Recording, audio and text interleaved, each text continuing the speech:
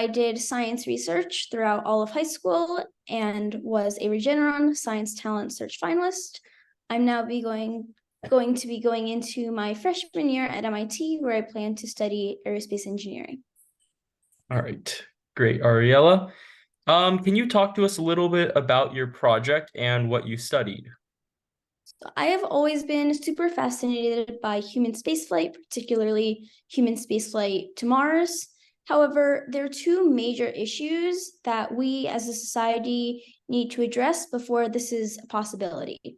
One is just that it's a really hostile environment and it's very difficult for humans to survive there. And so we need to develop that technology. And two is that it's very expensive to launch things to Mars, currently around $45,000 per kilogram in launch costs. And so with my research, I wanted to address these two issues and look at potential oxygen production systems that could be used to produce oxygen for humans to breathe on Mars while trying to reduce these high launch costs. And I did this by trying to look at resources that are already existing on Mars and with plant growth. So I grew plants in my basement using simulated Martian regolith, which is essentially just Martian soil, combined with various amounts of just a normal Earth-based potting soil. And so I mixed these two substances together in different ratios and grew the plants and measured them over a period of time. And I found that generally plants in earth soil do grow more successfully than plants in the simulated Martian regolith because they're better adapted to that environment. However, it would be really expensive to launch these materials all the way from Earth to Mars. And so I then created an original mathematical model, which allowed me to determine the ideal ratio of potting soil and this Martian regolith simulant to optimize the high oxygen production with low launch mass, Earth-based launch mass, and therefore low launch costs. And so I was able to find that the ideal ratio would likely be between 50 and 75% of the regolith, which could save around $600,000 per astronaut in launch costs compared to if you were to just send potting soil from Earth. And then I went on to examine why the plants grew less successfully in the Martian regolith simulant, and was then able to try and adapt the growth conditions in the environment around the plants to try and help them to grow better in larger amounts of the regolith to further reduce these launch costs. Yeah, and it's amazing that you managed to conduct so much of your research at home. Earlier, you mentioned growing plants in your basement. So, what was the biggest challenge about this unique aspect of your project, and were there any benefits of this as well? I would say the challenges of benefits of doing a research experiment in my own home and my house and my high school are honestly probably sort of two sides of the same coin, where compared to students who are doing research in a lab with just one mentor, it was generally, I think, probably more challenging for me to get support from scientists just because I was alone in my basement. And, unlike if someone was in a lab, I didn't really have anyone to turn around and ask a question to if I didn't know what I was doing. And so sometimes this was big things like my overall research plan and my hypotheses and things like that. And sometimes it was really small, minor details like how much water should I give the plants each day and what types of plants should I use? Things that might sort of already be answered for me if I was building my research on a specific existing experiment being done in a specific lab.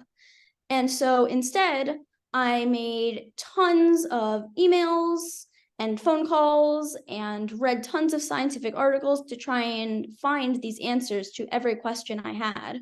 And this was definitely challenging because it just involved a huge amount of time and effort and reading and reaching out to people, which was very intimidating at first, as I'm not a super extroverted person generally. And so it took a lot to sort of just start sending out emails to random scientists. And so that was definitely a challenge, but it also helped it to be really rewarding in the long run because I think it really helped me to have a very deep understanding of sort of every aspect of my work because I made every single tiny decision myself after getting informed information from all sorts of different sources, or I'd reach out to multiple people and get multiple different perspectives and sort of have to figure out what works best for me and my project And so I think that sort of left me with a sense of agency over my work and a greater passion for my project. Awesome. And what resources did you find most helpful throughout this entire process? I definitely think that being able to reach out to professionals in the fields most related to my work was definitely a great resource for me.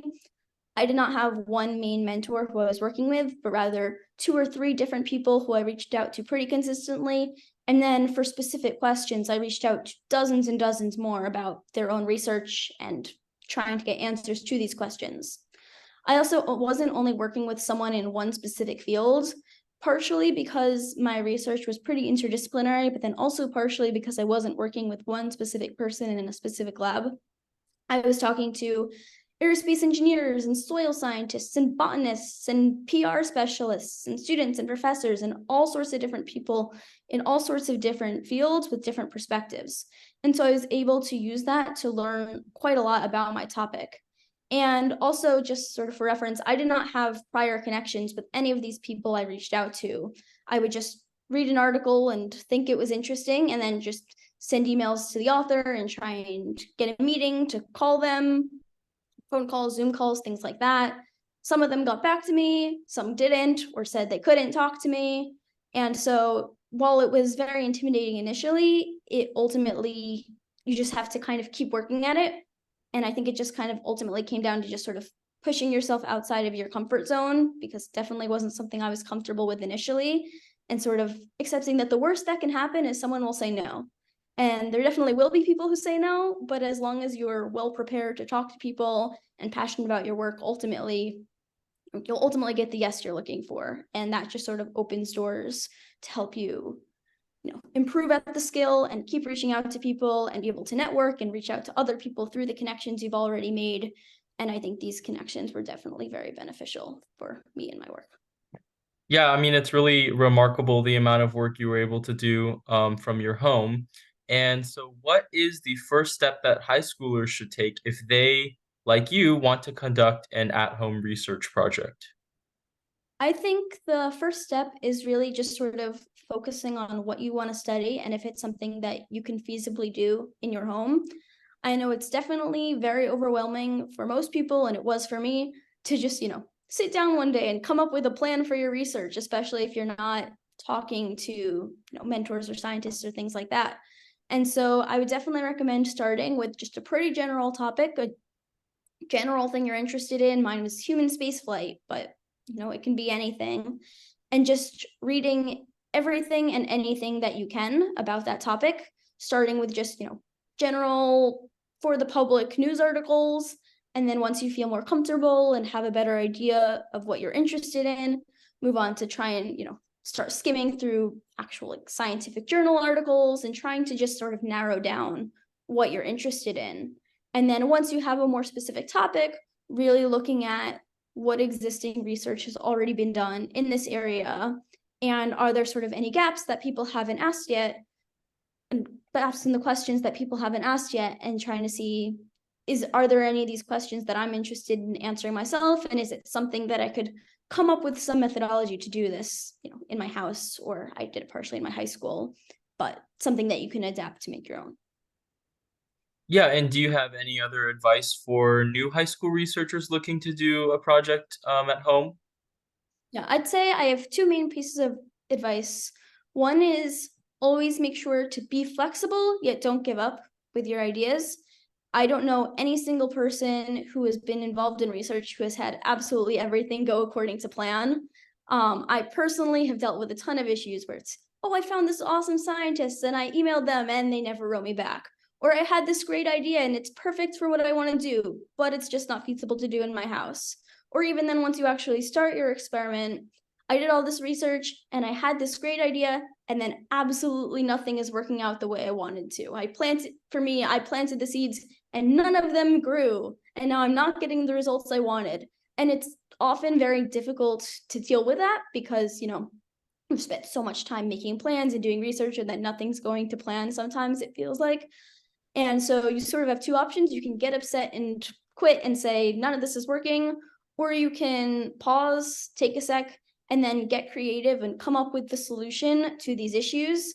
And sometimes for me personally, that's led to some of my best work where I've come across things I wasn't expecting to come across, but it ended up being really important for me in my work. And so just because something isn't going as planned doesn't mean it's not valuable and important. So make sure you're creative in your problem solving and flexible in your ideas and be willing to change, but never actually give up.